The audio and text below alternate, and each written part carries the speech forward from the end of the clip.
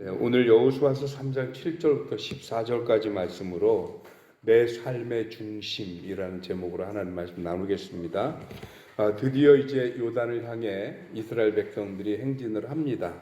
그리고 하나님은 이 일을 통해서 여호수아에게 뭐라고 말씀하시느냐면, 이제 너희 백성들이 내가 모세에게 함께 했던 것처럼 너와 함께 하는 것을 이 일을 통해서 보게 될 것이다 라고 얘기를 하십니다. 이 얘기는 하나님이 요단을 반드시 건너가게 하실 것과 또 그 일을 통해서 여호수아가 이스라엘에게 단순히 명예로서만 아니면 직분으로서만 지도자가 아니라 이제 권위와 능력으로서도 지도자로 인정받는 그런 계기가 될 것이다 라고 말씀을 하시는 겁니다. 그런데 이 요단강을 건너는 것은 홍해를 건넌 것과는 완전히 다른 분위기입니다. 왜 그러냐면, 여러분 성경 한 군데만 찾아볼까요? 성경 말씀 출애굽기 14장 21절입니다. 출애굽기 14장 21절. 출애굽기 14장 21절. 요단하고 홍해가 갈라지는 형태가 다릅니다. 방법이. 그래서 한번 찾아보는 겁니다. 21절 찾으셨죠? 같이 읽습니다. 모세가 바다 위로 손을 내밀매 여호와께서 큰 동풍이 밤새도록 바닷물을 흘러가게 하시니 물이 갈라져 바다가 마른 땅이 된지라. 이렇게 땅이 갈라져 놓고 16절 이어서 보면 22절 이어서 보면 이스라엘 자손이 바다 가운데를 육지로 걸어가고 물은 그들의 좌우에 벽이 되니. 첫 번째는 뭐냐? 모세가 먼저 홍해를 향해 손을 내밀어서 홍해의 물이 쫙 갈라진 게 아니고요. 성경을 보니까 뭐라고 되어 있어요? 밤새 동풍이 불어서 물이 흘러서 갈라졌고, 그 갈라진 마른 땅, 육지를 이스라엘 백성들이 건너갔다 이렇게 되어 있습니다. 그럼 이제 오늘 본문 말씀으로 다시 갑니다. 오늘 본문 말씀 여호수아서 3장에 보면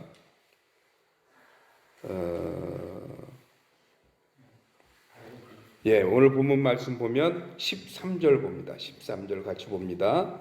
온 땅의 주 여호와의 궤를 맨 제사장들의 발바닥이 요단물을 밟고 멈추면 요단물 곧 위에서 흘러내리던 물이 끊어지고 한 곳에 쌓여 서리라.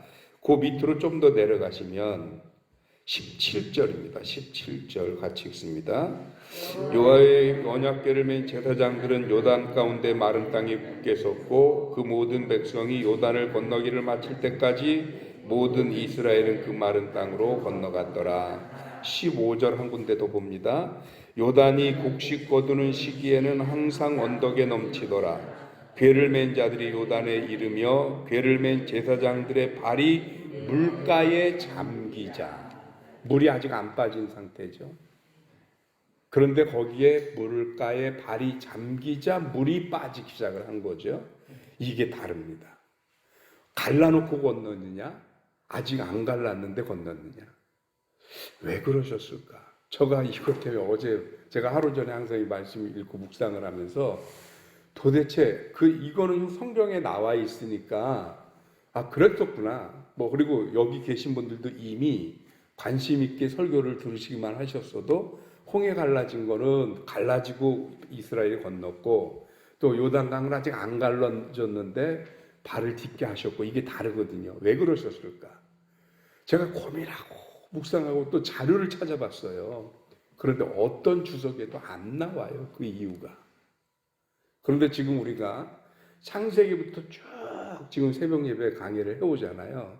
근데 제 머릿속에 뭐가 하나 스쳐갔느냐면, 광야 40년의 행적이 무엇이냐 과연. 그건 다른 게 아니고 단순히 하나님이 이스라엘 백성들을 고생시키기 위해서 40년 머물게 하신 거 아니잖아요. 그 광야 생활을 통해서 애굽의 때를 완전히 벗어버리고 하나님의 언약이 백성이 되게 하는 과정이 광야에서의 삶이었단 말이죠. 그래서 광야에서 한 것 중에 가장 중요한 건 기적이 아니고, 뭐가 가장 중요한 거냐? 이스라엘과 하나님 사이에 뭐를 했어요? 언약을 맺었어요. 그 언약의 증표가 뭐예요? 십계명이에요. 그래서 비로소 제사장 나라가 됐다고요. 제사장 나라는 제사장이 통치하는 나라가 아니에요. 제사장은 오로지 하나님의 명령을 전달할 뿐이지 제사장 나라가 됐다라는 말은 하나님이 통치하는 나라란 말이에요. 그럼 뭐가 다르냐? 홍해에서 나왔을 때의 이스라엘은 하나님의 부르심은 받았지만 아직 언약의 백성이 아닙니다. 그러니 그들에게 바다를 건너게 할 때는 어떻게 해야 되느냐? 눈앞에서 다 일이 이루어진 다음에 명령해야 순종할 수 있어요. 그런데 하나님과 언약의 관계가 체결돼서 하나님은 이스라엘의 하나님이고 이스라엘은 하나님의 백성이 됐어요. 그럼 이때는 뭐냐? 하나님과 이스라엘 백성 사이에 그 이전에는 없었던 관계가 생겼어요. 무슨 관계가요? 신뢰 관계. 하나님을 믿는 백성이 된 거고 하나님은 그런 믿는 이스라엘 백성들에게 하나님의 말씀으로 명령하시는 거예요. 그래서 지금 광야를 지나면서 하나님이 귀에 못이 박이도록 우리가 지금 새벽기도 할 때마다 그런 게 뭐냐면 주의 말씀과 규례와 명령을 청종하면 그랬잖아요. 청종이라는 말은 듣고 따르면이라는 뜻이잖아요.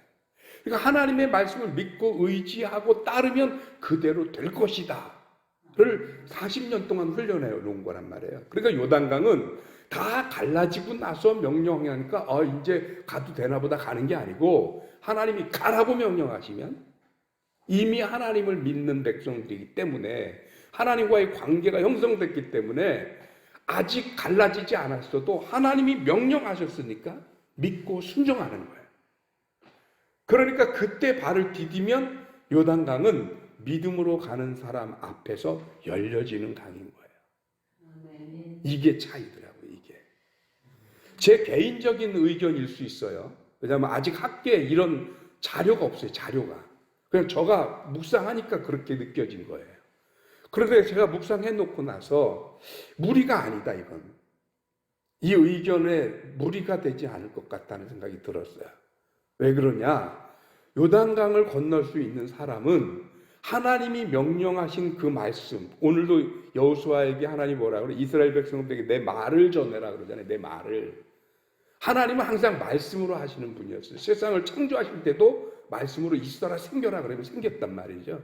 그런데 그 말씀을 믿으면 믿는 자에게 역사가 일어나는 거거든요. 근데 우리는 왜 안 믿을까요? 이게 요단강과 홍해의 차이예요. 홍해는 하나님이 갈라놓고 건너게 하셨다면 요단강은 하나님의 말씀을 듣고 순종하는 자에게 갈라지는 강인 거예요. 그럼 저와 여러분들이 하나님의 말씀을 듣고 순종할 수 있게 되길 주님의 이름으로 축원합니다. 그렇게 해서 갈라진 이 요단강을 이스라엘의 제사장들이 하나님의 법궤를 메고 먼저 가잖아요. 가다가 오늘 저희가 17절 한 번 더 읽었는데 그 17절에 보니까 하나님의 법궤를 이스라엘의 제사장들이 메고 요단강 한가운데 우뚝 섭니다. 근데 그때 굳게 서다라는 표현을 썼어요. 근데 굳게 서다를 히브리어 원어로 보면 굳게라는 말은 쿤이라는 말을 쓰고요. 이 쿤에서 파생된 말이 쿰이에요. 소녀여 일어나라 달리다 쿰 할 때 그 쿰이에요. 비슷비슷하죠? 그 다음에 서다라는 말은 아마드라는 말이에요. 근데 쿤이라는 말도 뜻이 뭐냐면 확고하다, 고정되다, 멈추다 이런 뜻도 되고 또 아마드라는 말도 뜻이 뭐가 되냐면 견디다, 지탱하다 이런 뜻이 돼요. 그러니까 똑같은 말이 두 개가 겹쳐져서 더 강력한 표현을 쓰는 거예요. 우리식으로 표현하면 이런 거예요. 진짜 참기름. 왜냐하면 참기름이라는 말의 참자가 뭐예요? 이미 진짜란 뜻이잖아요. 참 진짜 진짜란 뜻이잖아요. 근데 진짜 참기름 이렇게. 근데 어느 시장 갔더니 그것도 사람들이 안 믿을까봐 순진짜 참기름 이렇게 써놨더라고요. 그래야 사람들이 믿을 테니까 강력하게 표현하는 거예요. 이 말은 뭐냐면 하나님의 법궤의 견고함이 얼마나 굳건하고 강력한 것인가 그걸 표현하는 거거든요. 그런데 그 위치가 어디냐? 요단강 한가운데. 저는 이 말씀을 묵상하다가 왜 요단강 한가운데 하나님의 법궤가 멈춰 서셨을까? 그냥 지나가도 따라가도 상관은 없는 거잖아요. 거기에 하나님의 법궤가 서 있느냐 서 있지 않느냐랑 상관없이 하나님의 능력이 미치지 않는 곳이 지구상에 어디가 있겠습니까? 그런 상관없는데 왜 하나님의 법궤는 그 요단강 중심에 서 있었을까? 이스라엘 백성들은 그 요단강이 무서워서 40년을 못 건넜단 말이에요. 거기 멈춰서 40년 동안을 그 요단강이 이스라엘에게 문제이자 숙제이자 넘어야 할 산이고 강이었어요. 그런데 이스라엘 백성들은 그걸 못 넘어요. 왜 못 넘어요? 12명의 정탐꾼들이 갔다 와서 가나안 땅 못 간다, 갈 수 없다, 우리는 메뚜기 같다 이렇게 얘기를 한 거예요. 그들의 삶의 중심에는 누가 있었냐면 자기가 있었어요. 그러니까 자기 기준으로 판단하고 자기 기준으로 생각하고 자기 기준으로 문제를 바라보니까 그 문제에는 연약한 나밖에 없어요. 모자라고 부족한 나만 있는 거예요. 그런데 막상 말씀으로 뭐라고 그러셨다고요? 요단강을 향해서 들어가라. 하나님의 말씀을 의지하고 요단의 발을 디뎠더니 요단이 갈라지면서 하나님의 법궤가 어디에서 멈춰 있어요? 요단강 가운데, 정가운데 멈춰 있단 말이에요. 그들이 가장 고민스러워했고 가장 두려워했고 가장 걱정했던 문제의 중심에 하나님의 법궤, 즉 하나님의 임재가, 하나님께서 거기 계시더라는 거예요. 내 문제의 중심을 내 삶의 중심에 내가 서서 바라보니 두렵고 떨리고 걱정되고 감당할 수 없어서 40년을 주저하고 망설이는 거였다고 한다면 내 삶의 중심에 내가 아닌 하나님께 자리를 내어드리면 내 문제의 중심에도 누가 계세요? 하나님이시죠. 내가 앞으로 해야 할 모든 일의 중심에 하나님이 계시는 거예요. 그런데 이스라엘은 그 자리에 내가 있었단 말이죠. 내가. 그러니까 내가 할 수 있는 영역, 내가 할 수 있는 방법 외에는 다른 어떤 것도 보이지 않아요. 저와 여러분들의 삶의 중심에 하나님이 계셔야 합니다. 그래서 오늘 이 요단강을 건너가는 이 말씀을 보면서 무슨 말씀으로 우리가 은혜를 받을까 생각하다가 오늘 제목이 내 삶의 중심인 거예요.